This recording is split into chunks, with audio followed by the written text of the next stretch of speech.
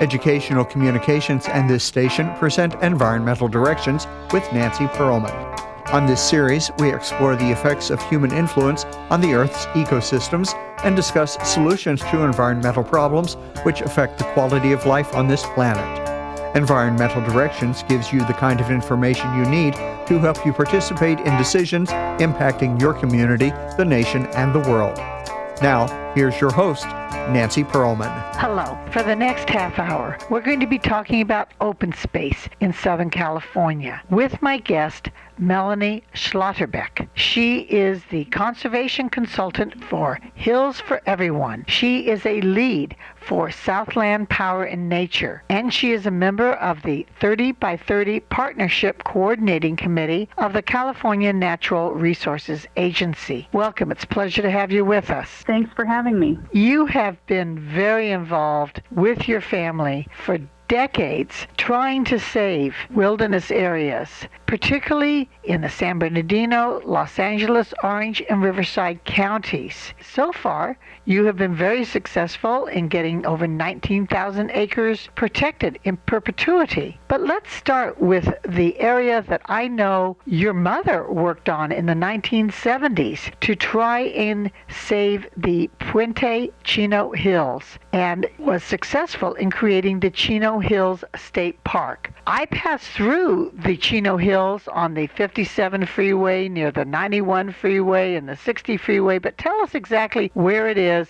and why it's such an important ecosystem and wildlife corridor. Great question. The Puente-Chino Hills Wildlife Corridor sits between the 60 and 605 freeway up in Whittier and runs all the way down to the 71 and 91 freeway near Corona. So it actually is where Southern California comes together. You mentioned San Bernardino, Riverside, Los Angeles, and Orange County. This hillside system, 31 miles long, extends through all of those geographies. What's really important to note is that the efforts to protect this wildlife corridor receiving national recognition, especially because of mountain lions like P22. It's important to also note that we are in a hot spot of biodiversity, so the threat to really critical plants and animals that are important to sustaining life on Earth are present in this ecosystem, but they're threatened with development. So sometimes we face an uphill battle. When we walk through the state park, what does it look like? Chino Hills State Park has one road in that's paved called Bain Canyon Road, and you get incredible views of steep and sometimes gently rolling slopes. Right now they're covered in green grass, and there's also coastal sage scrub and oak trees and sycamore trees that line some of the canyons. There's willow trees that stand in the riparian areas where the creeks are located. And the state park has about 90 miles of trails, so you can wind your way through valleys and ridges, get great views of Southern California and the snow-capped mountains, or sign up for a night or two camping at the state park. That's an option as well. Since this is radio, we can't see the beautiful area of the Chino State Park. Where can we find the pictures if we can't get out there right away and enjoy it? What does it really look like? Right now, because we had early rains, Chino Hills State Park and the Puente Hills Preserve are in their gorgeous winter coat of green, and wildflowers will be coming soon. Photographs are available on the hillsforeveryone.org website. We have a gallery. You can learn about species, landscapes that are protected, landscapes that are threatened, as well as wildflowers. And I would encourage everyone, if you are going to visit a park anywhere and visit the wildflowers, do not pick them, do not stand in them, do not cut trails to them, and make sure you're protecting the ecosystems. We want those wildflowers to be successful and seed in future years, and if we trample them, they will not. You mentioned P22, a mountain lion in Griffith Park area that was recently euthanized, but was able to cross a freeway into a new habitat. That is why it's so important that when freeways and housing tracts and other development passes through wild areas that we create wildlife corridors. How do the animals go from one place to another? Well, P-22 crossed many lanes of several freeways, and for the Puente-Chino Hills Wildlife Corridor, back in the late 90s and early 2000s, Hills for Everyone, my mom, Claire Schlotterbeck, along with California Department of Parks and Recreation, they understood and learned about this new field of emerging science called conservation biology. And so the goal became to connect Chino Hills State Park to the Santa Ana Mountains. And State Parks ended up aligning its interests with several other funders to create California's first wildlife corridor purchase at Coal Canyon, which is now part of Chino Hills State Park. So it is an underpass that allows animals in the Santa Ana Mountains or Chino Hills State Park to walk under the freeway to get to new habitat areas. And our goal is to make sure that that wildlife connectivity remains intact for the entire 31 miles. Tell us more about the Coal Canyon Biological Corridor that was created in 2000. Do scientists know how many animals are going in that underpass? Well, unfortunately, there's some road work and continued staging for other projects in the area, and that seems to be deterring some wildlife from using that corridor. But it's also incredibly important to note that different wildlife have different needs as it relates to corridors. Amphibians would need water. Deer need line of sight and light so that they can see potential predators, whereas predators may like to have brush so that they can hide behind something for attacking their next meal. While improvements have been made at Coal Canyon, there's still some struggles with getting wildlife to use it, but it does provide an opportunity for animals to escape in emergencies, such as the Blue Ridge fire that burned the state park in 2020. Animals can move east towards the Prado Basin or south towards the Cleveland National Forest and the Santa Ana Mountains. So we're working on improving what was protected to make sure it's functional, but we do have partnerships with Cal Fish and Wildlife, Caltrans, and state parks, as well as USGS, to watch what animals may be using this corridor. So game cameras are placed in specific locations and have captured recently, even in the last few weeks, photographs of mountain lions. The state park was created. Are there lands next to the state park that belong to the counties, to the city, to the federal government that should be protected also? There are actually multiple jurisdictions that own lands adjacent to Chino Hills State Park. For example, the Orange County Transportation Authority has an environmental mitigation program, and they have about 300 acres in Carbon Canyon in eastern Brea that abut the state park. There's also property presently owned by the Mountains Recreation and Conservation Authority on the eastern side of Chino Hills State Park. And the goal is to get those lands transferred over to state parks.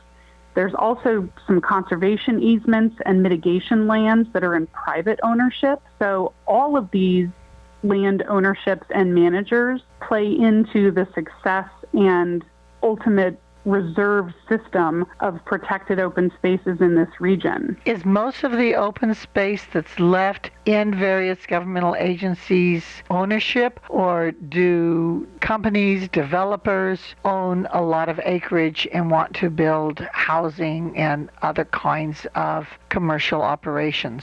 There are several projects that are proposed to move forward that will threaten the integrity of the wildlife corridor. For example, the County of Orange has proposed roadway expansion at Brea Canyon Road in county territory and City of Brea territory that will functionally eliminate the ability of wildlife to move from one area of the Chino Hills into the Puente Hills. And that is 20,000 acres of land or more that have been saved for this wildlife corridor, and over $220 million invested to buy and restore these lands that will be jeopardized because of this roadway expansion. So we're still on the watch trying to protect the lands that have been saved, but we do also continue to acquire lands, whether it's to build on Chino Hills State Park's land base or lands in the Puente Hills, which are owned and or managed by the Puente Hills Habitat Authority.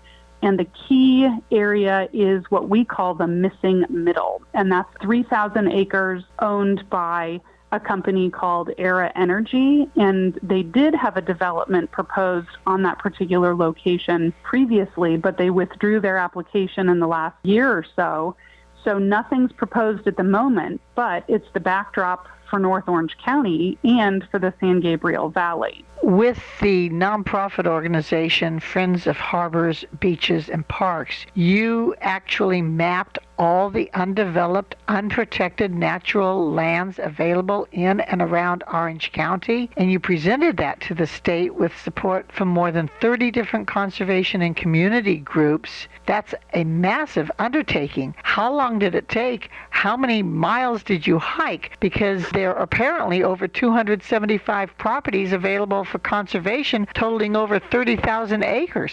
That's right. So the state of California has, through Governor Newsom, implemented a goal called 30 by 30. And that goal is to protect 30% of California's lands and waters by 2030. This is not just something that California is doing. It is both a local, a national, and an international effort, with the ultimate goal of protecting 50% of the planet by 2050.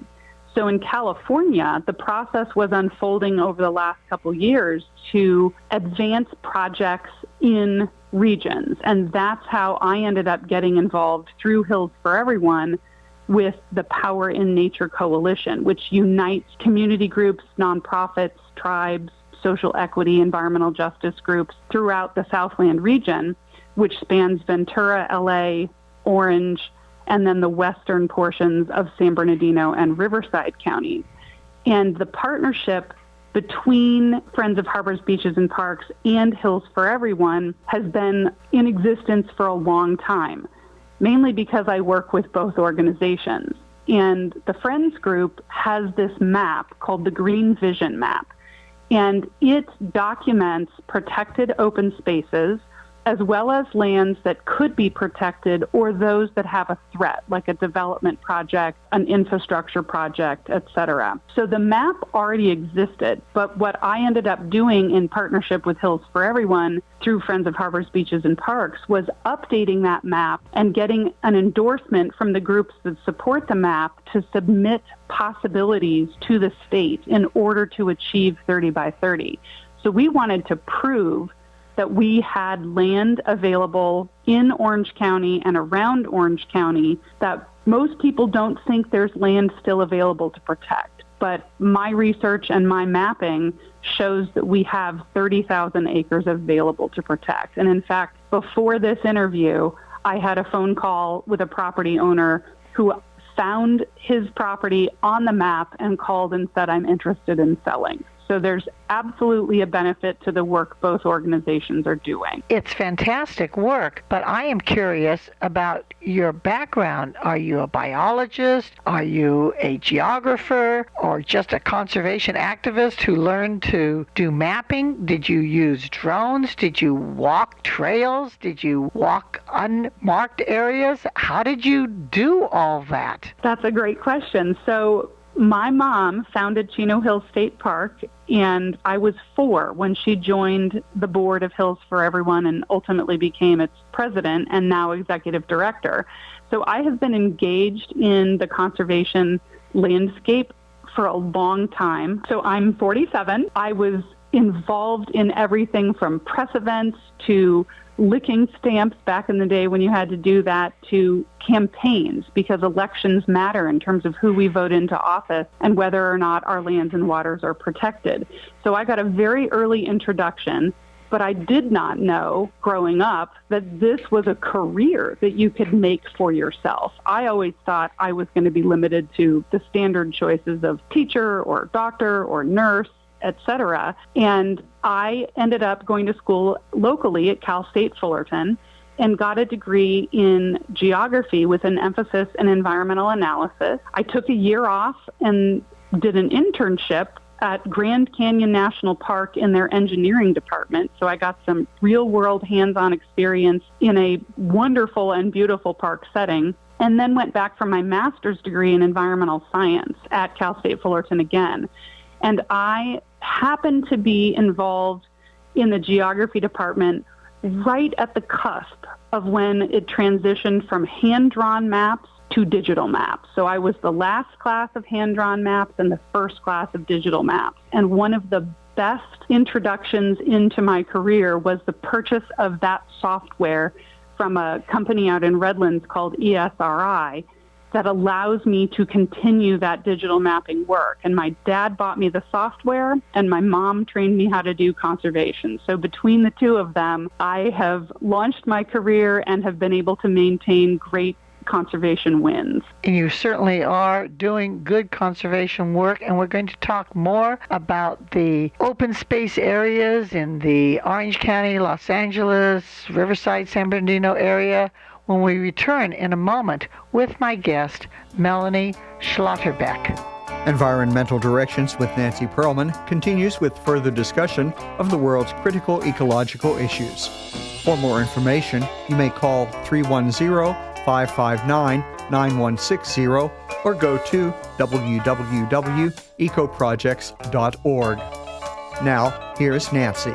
I'm speaking with Melanie Schlotterbeck. She is a conservation consultant for Hills for Everyone and is involved with many other organizations. She has also received numerous awards, including the Woman of the Distinction for the Environment from Senator Ling Ling Chang, and also the Land Use, Open Space, and Smart Growth Achievement Award from Environment Now. Because of your work, you were appointed to be a member of the 30 by 30 Partnership Coordinating Committee of the California Natural Resources Agency. You mentioned the goal in California called 30 by 30. Let's discuss more what the 30 by 30 means. Absolutely. The goal of 30 by 30, as I mentioned, was protecting 30% of California's lands and waters, and it extends from the local up to the international level. And California has devised a plan called the Pathways to 30 by 30, and it's available on the California Nature website that the state operates through the California Natural Resource Agency. There are 10 pathways identified in that document that covered the different tools that organizations, agencies, land trusts, etc., can use to implement 30 by 30. So a few examples would be regionally led conservation. That's something that Hills for Everyone has been doing as it relates to acquisitions next to Chino Hills State Park. Another example is advanced mitigation. That's where infrastructure and housing projects can bundle their project impacts and bundle the projects in order to mitigate them more thoughtfully and comprehensively. This saves time, money, staff costs, and gets projects done sooner. But the benefit to the environment is that you have large-scale acquisition, restoration, and management potential versus the way it's normally done on a project-by-project basis. So because I have direct experience with several of the pathways and happen to run multiple coalitions in Southern California, I decided to put my hat into the ring to be considered, and thankfully was chosen to represent Southern California. And I was selected as one of 18 members serving on the 30 by 30 Partnership Coordinating Committee with several state agencies as well as other nonprofits up and down the state. The agency has determined that there are over 6 million acres of land and 500,000 acres of coastal waters that should be, and conservationists say must be, protected within the next 7 years. But yet, California has an extensive number of different kinds of ecosystems, from the coastal waters to the deserts to the mountains. In the area that we've been talking about in the Puente-Chino Hills, it's hills, not quite mountains. What kind of ecosystem is there, and how many acres are there, and how unique is that system? One of the more unique habitat types in the Puente-Chino Hills Wildlife Corridor that has not received a lot of protection are California black walnuts. And so that's a species that we focus on to ensure protection locally.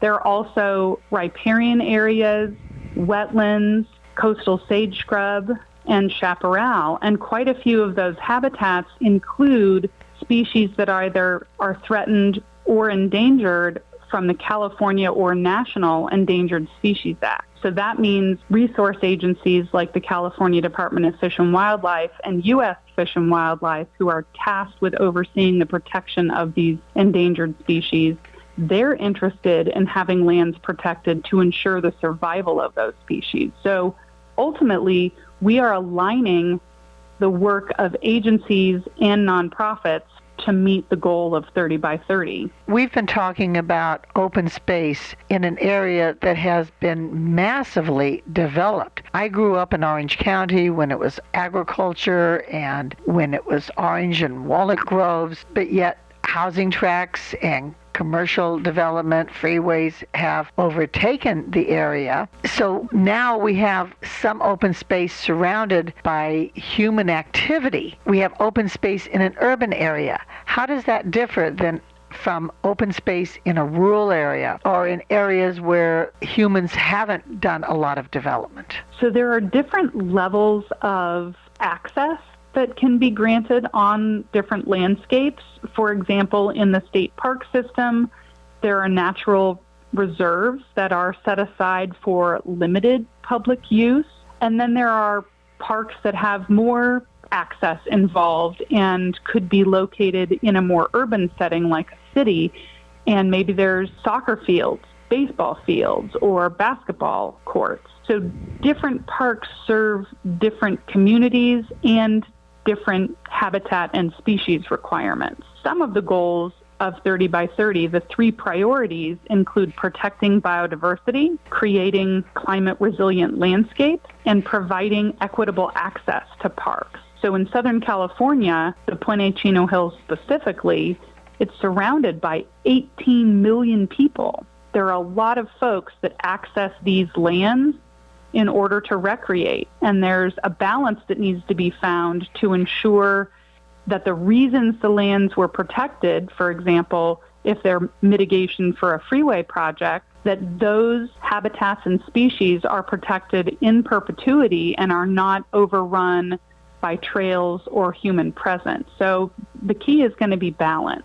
In the open space areas, there is wildlife, flora and fauna that is not endangered and some which are endangered. Have there been biological and botanical counts to determine how many species there are, from the insects to the mammals to the trees and shrubs and flowers? It depends on the location. U.S. Geological Survey has done some large mammal surveys as well as amphibian and reptile surveys. And then, of course, as development projects are proposed, biological surveys are required at that time. But some of the unique species that we have here would include the Southern California subspecies of mountain lion, which is genetically distinct from other populations in the state, and it's presently on the candidate list for the California Endangered Species Act. We also have the intermediate Mariposa lily, which is a gorgeous and delicate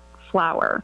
There are birds. A lot of people have heard about the California gnatcatcher or the leaf-spelled vireo. There's also golden eagles in our hills. Some of the reptiles could include the western spadefoot toad, as well as western pond turtles.